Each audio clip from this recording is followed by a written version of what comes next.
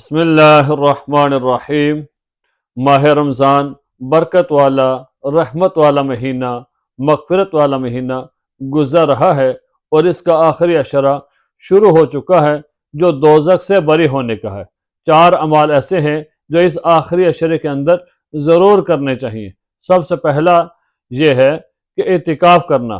حضور علیہ السلام ہر رمضان میں آخری عشرے کے اندر اعتکاف فرمایا کرتے تھے۔ حضرت عائشہ رضی اللہ تعالی عنہا ارشاد فرماتی ہے کہ ہجرت کے بعد کوئی ایسا رمضان نہیں گزرا کہ جس کے اندر حضور صلی اللہ علیہ وسلم نے اعتکاف نہ فرمایا ہو۔ تو ہر سال حضور علیہ السلام نے اعتکاف فرمایا ہے اور اس کی بہت زیادہ فضیلت بھی ہے۔ حضرت ابن عباس رضی اللہ تعالی عنہ روایت کرتے ہیں حضور صلی اللہ علیہ وسلم نے ارشاد فرمایا جو شخص اللہ تعالیٰ کی رضا کے لیے ایک دن کا اعتکاف کرتا ہے اللہ تعالیٰ اس کے اور دوزخ کے درمیان 3 خندقوں کی آڑ بنا دیتے ہیں، اور ایک خندق کی آڑ جو ہے اس کی مسافت اتنی زیادہ ہوگی، فرمایا کہ زمین اور آسمان کے درمیان جو مسافت ہے اس سے بھی زیادہ ہوگی۔ یہ فضیلت ہے اس شخص کے لیے جو اللہ تعالیٰ کی رضا کے لیے ایک دن کا اعتکاف کرتا ہے، اور بڑا خوش قسمت ہے وہ بندہ جو رمضان کے آخری عشرے کے اندر 10 دن کا اعتکاف کرتا ہے، تو اس کے لیے کتنی زیادہ فضیلت ہوگی۔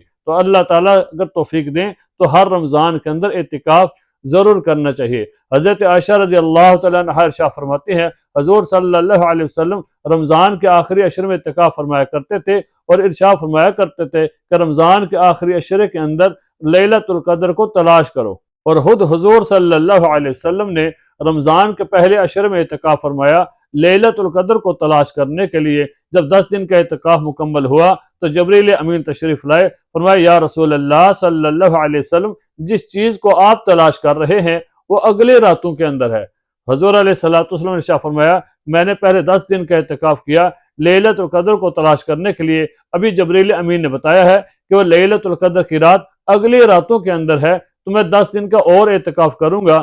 حضور صلی اللہ علیہ وسلم نے 20 دن کا اعتکاف فرمایا، تو جب 20ویں رات ہوئی تو جبریل امین پھر تشریف لائے، فرمایا یا رسول اللہ صلی اللہ علیہ وسلم جس رات کو آپ تلاش کر رہے ہیں وہ اگلی راتوں کے اندر ہے۔ تو حضور صلی اللہ علیہ وسلم نے ارشاد فرمایا میں نے 20 دن کا اعتکاف کیا، ابھی جس لیلۃ القدر کو تلاش کر رہے ہیں وہ لیلۃ القدر کی رات اگلی 10 راتوں کے اندر ہے، تو میں اگلے 10 دن کا بھی اعتکاف کروں گا۔ تو حضور علیہ السلام نے پورے مہینے کا اعتکاف فرمایا لیلۃ القدر کو تلاش کرنے کے لیے۔ پھر اللہ تعالیٰ نے یہ سہولت دی اور فرمایا کہ لیلۃ القدر کو رمضان کے آخری عشرے کے اندر طاق راتوں میں تلاش کرو، اور طاق راتیں کون سی ہیں؟ فرمایا 21، 23، 25، 27 اور 29 کی جو رات ہے یہ طاق راتیں ہیں۔ ان طاق راتوں کے اندر کوئی ایک رات ہوگی جو لیلۃ القدر کی رات ہوگی۔ حضرت عائشہ رضی اللہ تعالیٰ عنہا ارشاد فرماتی ہیں میں نے پوچھا یا رسول اللہ صلی اللہ علیہ وسلم اگر میں لیلۃ القدر کو پالوں تو میں کیا پڑھوں، میں اللہ تعالیٰ سے کیا مانگوں؟ تو حضور صلی اللہ علیہ وسلم نے بہت پیاری دعا ارشاد فرمائی، فرمایا عائشہ اگر تم لیلۃ القدر کو پالو تو اللہ تعالیٰ سے یہ دعا ضرور مانگو۔ وہ دعا کون سی ہے؟ فرمایا اللہم انک عفو تحب العفو فاعف عنی، اے اللہ آپ معاف کرنے والے ہیں اور معاف کرنے والے کو پسند فرماتے ہیں، اے اللہ مجھے بھی معاف فرما۔ کتنی پیاری دعا ہے، اور یہ دعا آخری عشرے کے اندر ضرور پڑھنی چاہیے۔ جو دوسرا عمل تھا اعتکاف کے بعد وہ یہ ہے کہ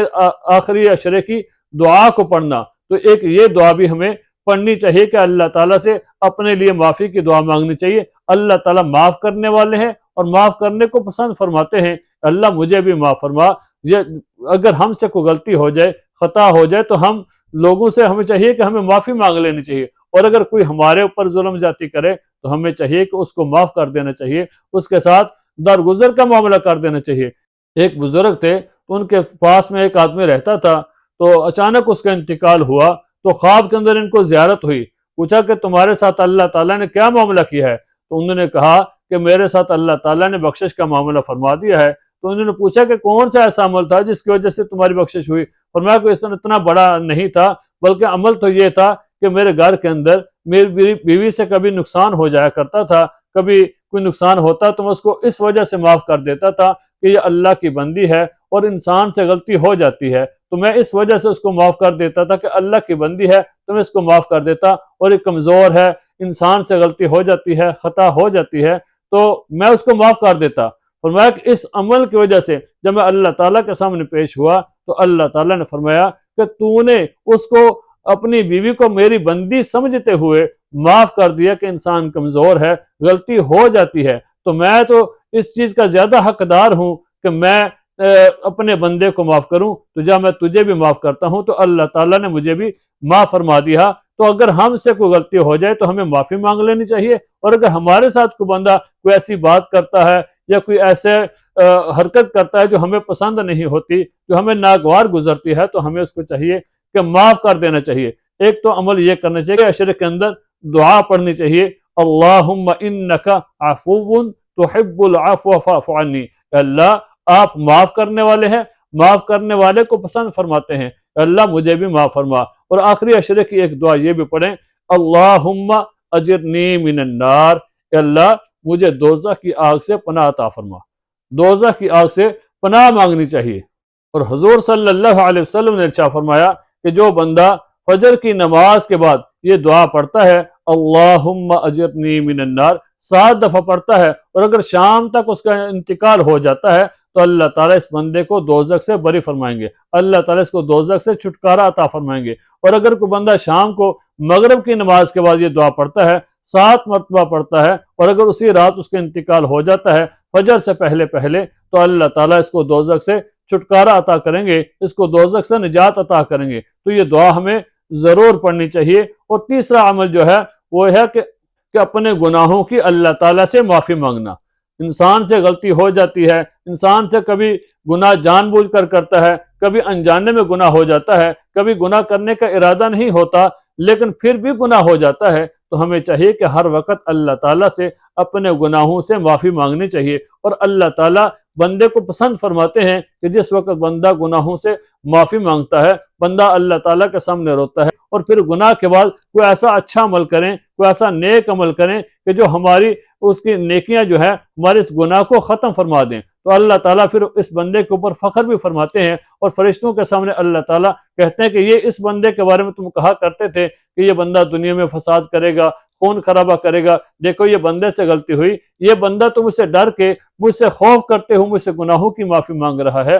یہ تو میرے عذاب سے ڈر رہا ہے، تو میں اپنے اس بندے کو معاف کرتا ہوں۔ جیسے ہی بندہ اللہ تعالیٰ سے گناہوں کی معافی مانگتا ہے تو اللہ تعالیٰ معاف فرما دیتے ہیں۔ تو ہمیں چاہیے کہ اس آخری عشرے کے اندر اللہ تعالیٰ سے زیادہ اپنے گناہوں کی معافی مانگے۔ اور چوتھا جو عمل ہے کہ عبادت کرنا۔ آخری عشرہ جو ہے یہ اس کے بعد رمضان ختم ہو جائے گا، عید کا چاند نظر آتے ہی رمضان ختم ہو جائے گا، تو اس چاہیے کہ آخری عشرے کے اندر ہمیں اللہ تعالیٰ کی زیادہ سے زیادہ عبادت کریں، قرآن پاک کی تلاوت کریں، نماز کی پابندی کریں، روزہ تو ہم نے رکھنا ہے، پھر اس کے ساتھ ساتھ نبی پاک صلی اللہ علیہ وسلم کی ذات کے اوپر زیادہ سے زیادہ درود پاک پڑھیں، کیونکہ آخری عشرہ جب گزر جائے گا، رمضان گزر جائے گا، پھر نہ جانے ہماری زندگی کے اندر پھر رمضان آئے گا یا نہیں آئے گا، پھر ہمیں عبادت کرنے کی توفیق ملے گی یا نہیں ملے گی۔ تو اس وجہ سے اگر اللہ تعالیٰ نے ہمیں موقع دیا ہے ایک زندگی کے اندر عبادت کرنے کا، تو زیادہ سے زیادہ عبادت کریں۔